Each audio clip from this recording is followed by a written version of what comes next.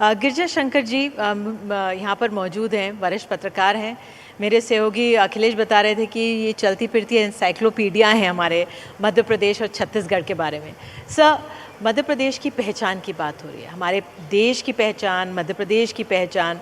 तो आपके जहन में क्या ख्याल आता है जब हम पहचान की बात करते हैं? देखिए, मध्य प्रदेश की पहचान की जब बात करते हैं हम, तो जिस तरह जो बंगाल है, महाराष्ट्र है, गुजरात है, जिनका खान पान, रहन सहन, वेशभूषा को लेकर एक जो रीजनल आइडेंटिटी होती है, वो आपको मध्य प्रदेश में नहीं मिलेगी। ये बहुत ही कॉस्मोपॉलिटन स्टेट है और यहाँ की पहचान को मैं विरासत से जोड़कर देखता हूँ। जहाँ तक आप ज्योतिर्लिंग की बात करेंगे या कान्हा की बात करेंगे, खजुराहो की बात करेंगे, तो इस तरह की पहचान दूसरे राज्यों की भी है। लेकिन कालिदास, वाणभट्ट और भभूति जैसे लेखक, विक्रमादित्य राजा भोज जैसे शासक, तानसेन, बैजू बावरा से लेकर लता मंगेशकर और किशोर कुमार तक एक लंबी श्रृंखला जो हमारे संगीत की रही है, ये मुझे लगता है कि हमारे प्रदेश की पहचान है और वही इस प्रदेश की ताकत भी है। आप आज के मध्य प्रदेश को देखेंगे विरासत से आगे निकलते हुए, तो कॉस्मोपॉलिटन होने के साथ साथ मध्य प्रदेश में आपको माफिया, गैंग वार या कास्टिज्म, रीजनल फीलिंग आपको नहीं मिलेगी। अलग अलग जो राजनीति में जातिवाद का जिस तरह का बोलबाला दूसरे हिंदी राज्यों में मिलता है, आपको मध्य प्रदेश में देखने को नहीं मिलेगा। तो उस लिहाज से एक बहुत ही शांत तो मैं नहीं कहूँगा, लेकिन एक बेहतर सोशल फैब्रिक जो मध्य प्रदेश का है वो उसकी पहचान है। और उसको यदि और आगे हम बढ़ा कर देखते हैं तो ऐसा कौन सा फील्ड है, फिल्म हो, टेलीविज़न हो, मेडिकल हो, जर्नलिज्म हो, साइंस हो, लिटरेचर हो, जहाँ पर मध्य प्रदेश की प्रतिभाओं ने मध्य प्रदेश की पहचान नहीं बनाई होगी। तो मैं ये समझता हूँ कि हमारी बिटिया प्रतिभा सिंह जो है, ऐसी प्रतिभाएं जो है वो हमारे मध्य प्रदेश की पहचान है। बिल्कुल, बहुत बहुत खूब। और आपने अगर प्रतिभा का जिक्र कर दिया है तो मैं प्रतिभा से ही बात कर लेती हूँ। मध्य प्रदेश के गान पर भी आते हैं, लेकिन प्रतिभा, आप ये बताइए, रीवा की हैं आप, थोड़ा बताइए। और आप बुडापेस्ट में भी परफॉर्म कर रही थी, मैं आपके बारे में थोड़ा खोजबीन कर रही थी। फिर और आप वीडियोस बनाती हैं, म्यूज़िक वीडियोस, आप अभिनेत्री भी एक तरह से हैं।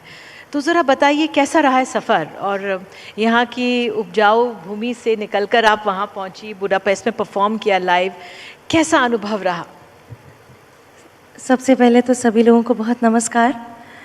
यहाँ पर स्टेज में आप सभी लोग बहुत लर्नेड, बहुत एक्सपीरियंस्ड और बहुत अच्छे वक्ता हैं।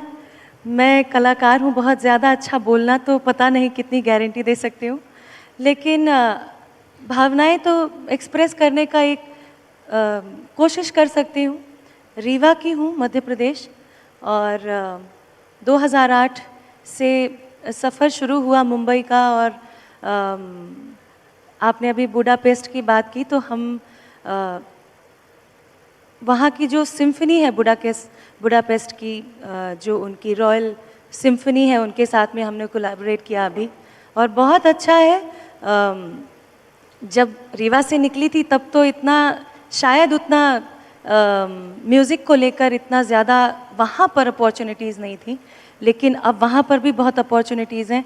और गिरिजा शंकर जी ने अभी इतनी अच्छी तरीके से बताया कि हमारा जो मध्य प्रदेश है वो विरासत का प्रदेश है, जहाँ पर संस्कृति और कला, सांस्कृतिक चीज़ों से भरपूर है। लता मंगेशकर जी यहाँ से हैं, और बहुत सारी चीज़ें हैं। मतलब सफ़ेद शेर की नगरी से मैं आती हूँ। Rewa is a land of white tigers. तो बहुत गर्व है इस बात का कि मैं मध्य प्रदेश से हूँ और आज कोशिश कर रही हूँ अपनी कला को हर जगह बिखेरने की। बिल्कुल बिल्कुल। तो अगर आपके पास आऊँ सर महेश श्रीवास्तव जी, आपने तो मध्य प्रदेश राज्य का गान लिखा है आपने, 2010 में शायद ये आया। क्या ज़रूरत पड़ी, क्या कहानी थी, ज़रा थोड़ा बताइए हमें इस गाने के बारे में। देखिए, हुआ ये था कि मध्य प्रदेश का जब निर्माण हुआ था तो उसमें मालवा क्षेत्र अलग था, भोपाल क्षेत्र था, विंध्य और महाकौशल थे, बुंदेलखंड था, और इन सब के अपने अपने लौकिक परंपराएं थीं, लौकिक अपने अपने एहसास थे जो स्वयं को ये अनुभूति देते थे कि हम क्यों दूसरों से श्रेष्ठ हैं। और जब ये मध्य प्रदेश बन गया तो किसी प्रकार का एकात्म भाव उसमें बहुत वर्षों तक उत्पन्न नहीं हो सका। और जब ये नहीं हुआ तो मुझसे 2006 में शिवराज जी ने आग्रह किया था कि भाई साहब ऐसा कोई गीत अपना हो जाए कि पूरे मध्य प्रदेश में एकात्म भाव पैदा हो जाए, कोई अपने को ये नहीं सोचे कि मैं बुंदेलखंड हूँ तो श्रेष्ठ हूँ, कोई ये नहीं सोचे कि मैं महाकौशल का हूँ तो श्रेष्ठ हूँ, कोई ये नहीं सोचे कि मैं भोपाली हूँ तो ज़्यादा अच्छा हूँ। तो इस प्रकार अपन ये चाहते हैं कि इस प्रकार का कोई एक गीत बन जाए। मैंने उनसे कहा देखिए साहब, एक तो ये कि आपको बहुत जल्दी में चाहिए है, मध्य प्रदेश के स्थापना के 50 वर्ष पूरे हो रहे हैं तो आप तब चाहते हैं, तो एक तो इतनी जल्दी करना ज़रा मुश्किल काम है। दूसरी बात यह है कि इसमें पूरे मध्य प्रदेश में जो चीज़ें जो मध्य प्रदेश के लोगों को गौरवान्वित करती हैं उन सबको सम्मिलित करना है। और तीसरी बात यह है कि भाई कविता में तो मेरा उतना ज़्यादा वो है नहीं, मैं तो संपादक रहा हूँ। कुछ 4 लाइनें उसकी आप गीत की गाना या आप कहना चाहेंगे दर्शकों के सामने? जी, अपने गीत की कुछ 4 लाइनें आप कहना चाहेंगे? हाँ, मैं गीत की 4 लाइनें आपको सुना देता हूँ जी। कि सुख का दाता सबका साथी, शुभ का ये संदेश है, और माँ की गोद पिता का आश्रय मेरा मध्य प्रदेश है। और इन 2 पंक्तियों में ही पूरे मध्य प्रदेश में जितने भी लोग हैं उनमें ये भावना भरने की कोशिश की गई कि ये पूरा मध्य प्रदेश जो है, हम एक माँ की गोद में बैठे हुए हैं, एक पिता का आश्रय हमारे पास है और हम सब एक हैं। बिल्कुल, ये भाव पूरे देश के लिए भी हो तो बहुत ही खूबसूरत है, लेकिन ये बहुत ही अच्छा है कि मध्य प्रदेश का ये गीत है। तो अगर मैं प्रतिभा आपको, क्योंकि दर्शक बहुत उतावले हो रहे होंगे आपको सुनने के लिए, कुछ जो आज आप गुनगुनाना चाहेंगे, क्योंकि आप गज़लें, नज़में और हमारे भक्ति गीत तमाम चीज़ें आप गाती हैं, तो जो आपके जहन में इस समय कुछ आ रहा हो हमारे दर्शकों के लिए गुनगुना दीजिए। मुझे एक गज़ल याद आ गई, क्योंकि आजकल गज़लें लोग सुनना ज़्यादा पसंद कर रहे हैं मुझसे। तो एक बहुत ही खूबसूरत गज़ल है और सबा अकबरबादी साहब की कही हुई है। सादगी तो हमारी ज़रा देखिए, सादगी तो हमारी ज़रा देखिए, एतबार आपके वादे पर कर लिया। सादगी तो हमारी ज़रा देखिए, सादगी तो हमारी ज़रा देखिए, एतबार आपके वादे पर कर लिया। बात तो सिर्फ एक रात की थी, मगर बात तो सिर्फ एक रात की थी, मगर इंतज़ार आपका उम्र भर कर लिया। शुक्रिया। बहुत ही सुंदर। और ये जो शब्द हैं रेजोनेट कर रहे हैं बिल्कुल मन में। बहुत ही सुंदर, बहुत ही सुंदर। गिरजा शंकर जी, जहन में आपसे ये सवाल इस समय ये आ रहा है कि जो हमारे, अभी मैं सोशल मीडिया इन्फ्लुएंसर्स से बात कर रही थी, जो हमारे युवा हैं इतने प्रगतिशील हैं, प्रतिभा को आपने देखा, देश का नाम, राज्य का नाम विदेशों में रोशन कर रही हैं और अपनी रूहानी आवाज़ से दिल को सुकून पहुंचा रही हैं। युवाओं से आप क्या कहेंगे मध्य प्रदेश की पहचान को लेकर, आगे बढ़ने को लेकर, किस तरह का? क्योंकि आप अगर भोपाल में हैं तो अब भोपाल इतना सुंदर लग रहा था अपने आप में, बारिश के बाद हरे भरे हरियाली, बहुत ही बेहद खूबसूरत है, झीलों का शहर इसे कहा जाता है। लेकिन यहाँ के युवाओं को आप क्या कहेंगे? देखिए, युवाओं की जब बात करते हैं तो मुझे कई बार एक अपराध बोध होता है कि हम युवाओं के सामने किस तरह का आइकॉन हम रख पा रहे हैं। हमारे प्रदेश के जिन विरासत की बात मैंने की है, उस विरासत से हम उनको कितना रूबरू करा पा रहे हैं। हम जब युवाओं की बात करते हैं तो केवल रोजगार और उनके कैरियर तक चिंता हमारी होती है, जबकि उनकी क्रिएटिविटी की बात हम नहीं करते। आज चूंकि मैं थिएटर से भी जुड़ा हुआ हूं, तो आप देखेंगे कि मध्य प्रदेश में, ये तो पूरे देश का फिनोमेना है, मध्य प्रदेश की बात करें तो छोटे छोटे शहर, छतरपुर, टीकमगढ़ और छोटे शहरों में जाइए आप, तो थिएटर के वर्कशॉप चल रहे हैं, जिसमें हजारों बल्कि लाखों नौजवान और बच्चे उस वर्कशॉप में आ रहे हैं और अपनी क्रिएटिविटी योगदान दे रहे हैं।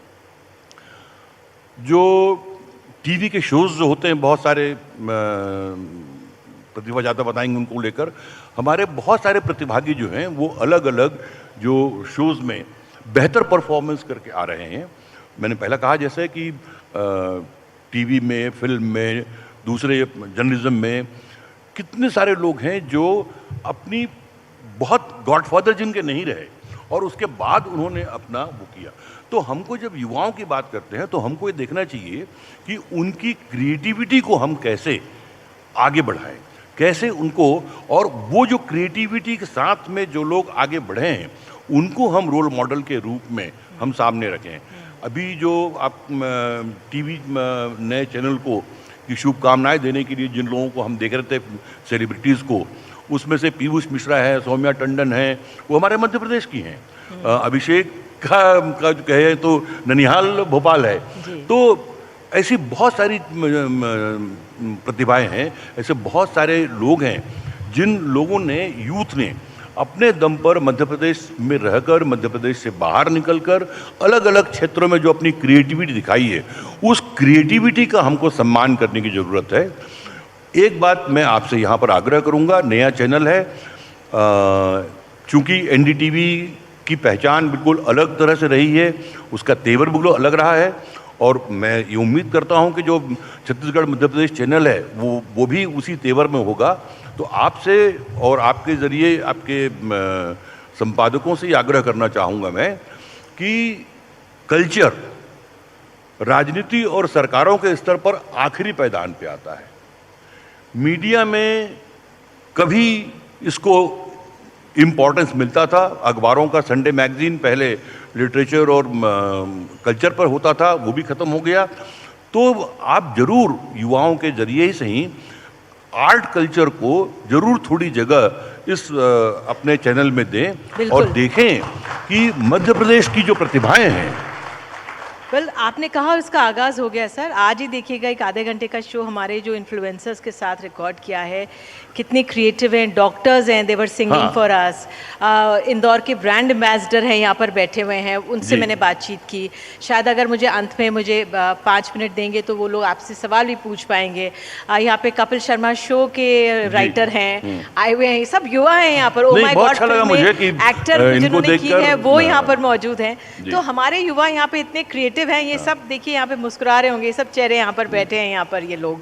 इनसे हमने बात की है, इनसे तो क्योंकि मुझे लगता है कि राजनीति पर बात तो होनी ही चाहिए, क्योंकि राजनीति के बिना जीवन नहीं है। पत्रकारिता तो छोड़ दीजिए, क्योंकि जीवन के हर पहलू को राजनीति प्रभावित करती है, क्योंकि चुनावी साल है सर, चुनावी साल है। बिल्कुल सही आप कह रहे हैं। लेकिन राजनीति को प्रभावित करने वाले जो तत्व हैं, उनको इन्फ्लुएंस करने वाले जो लोग हैं, उस क्रिएटिविटी को हम आगे बढ़ाएं और राजनीति को फोर्स करें कि वो क्रिएटिव हो। मैं आपको आश्वासन दे सकती हूँ कि मध्य प्रदेश में वो बहुत फल फूल रहा है और उसका वो कार्यक्रम आप ज़रूर देखिएगा हमारे चैनल पे। आपसे सर ये कि जिस तरह से मुझे मेरी सहयोगी बोल रही हैं कि आपके बारे में क्या मध्य प्रदेश में बदलाव आपने देखा है, जो मध्य प्रदेश की पहचान को लेकर जैसे है, अब कैसा आप सरोकार स्वरूप देखते हैं, कुछ विचार?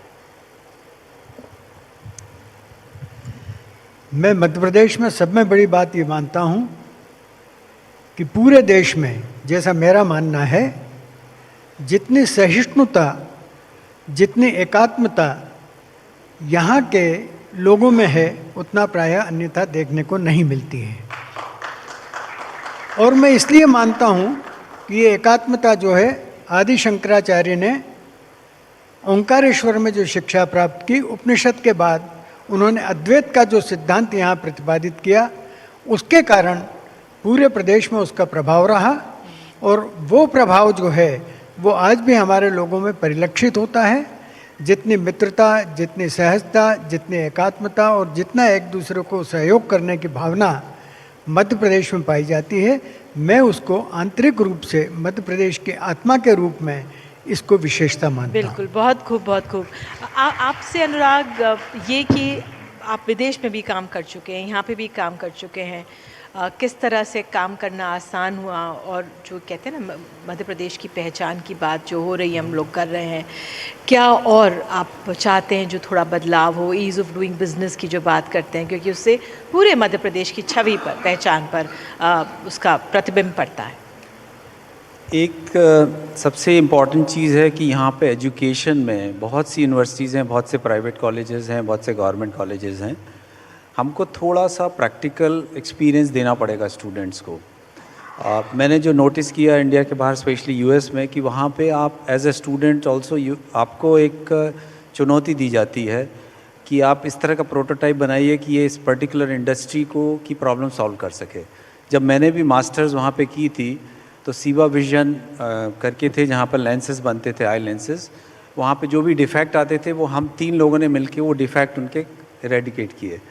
तो वही चीज़ अगर हम यहाँ पे इंडस्ट्रीज़ भी यूनिवर्सिटीज़ के साथ एफिलिएशन कर लें, और जितने स्मार्ट बच्चे हैं ये अगर अपने तरीके से उसका एक सलूशन निकाल लेते हैं तो वो एक बहुत अच्छा तरीका है। उससे क्या होगा कि इंडस्ट्रीज़ की भी ग्रोथ होगी, क्योंकि हमारे यहाँ सबसे बड़े इशू जो थे कि क्वालिटी इशू बहुत आते थे, उसके कारण रिजेक्शन हो जाता था। हमने कुछ एक्सपोर्ट किया, वहाँ कुछ प्रॉब्लम आई तो उसको रिटर्न करना भी बहुत प्रॉब्लम हो जाती थी। Similarly adoption of technology is also very important. आजकल मतलब चाहे आप हेल्थ केयर में हो, चाहे आप एजुकेशन सेक्टर में हो, चाहे रिटेल में हो, चाहे आप मैन्युफैक्चरिंग इंडस्ट्रीज़ हैं आपकी, इवन एग्रीकल्चर है, हर जगह इंपॉर्टेंस बहुत ज़्यादा बढ़ गई है। लोगों ने क्या किया, सिस्टम्स को इम्प्लीमेंट कर लिया है, लेकिन उसका क्या उपयोग करना है, उसका क्या वैल्यू निकालनी है, ये बड़ा क्लियर नहीं है लोगों को। तो उसका अडॉप्शन बहुत ज़रूरी है, एक चीज़। तीसरी चीज़, कल्चर चेंज करना पड़ेगा हमको अपनी ऑर्गेनाइजेशंस में, सारे सेक्टर्स में, जो हमने अडॉप्ट किया है और उसकी हमको बहुत सफलता मिल रही है। हमने खुद देख लिया कि जब तक कि हम सबको इम्पोर्टेंस नहीं देंगे, हमारी वर्कफोर्स को, मैं अकेला नहीं कह सकता कि मैंने नेटलिंक को 25 साल चलाया और हमारे 10,000 plus people have worked for Netlink, जो मैंने पहली बात, हाँ, और 2,000 एम्प्लॉय अभी भी हैं, बाकी के सब निकल चुके हैं और सब अपनी अपने करियर में बहुत ऊपर पहुंच चुके हैं। तो सबसे इम्पॉर्टेंट है कि we have to give freedom to them, we have to create a culture कि ये लोग ऑफिस सिर्फ एक बर्डन जैसा ना समझें, ऑफिस आके एंजॉय भी करना सीखें, बिल्कुल एक दूसरे से अफिलिएशन रखें, क्योंकि सब कुछ इसी पे होता है कि जब टीम बनती है। मैं हमेशा एक एग्जांपल देता हूँ कि क्रिकेट टीम जीतती क्यों है, जब सब लोग एक साथ रहते हैं। तो इसी तरह से हम चाहते हैं कि इस तरह का कल्चर चेंज बिल्कुल हर क्षेत्र में उसकी ज़रूरत है। और आपने बताया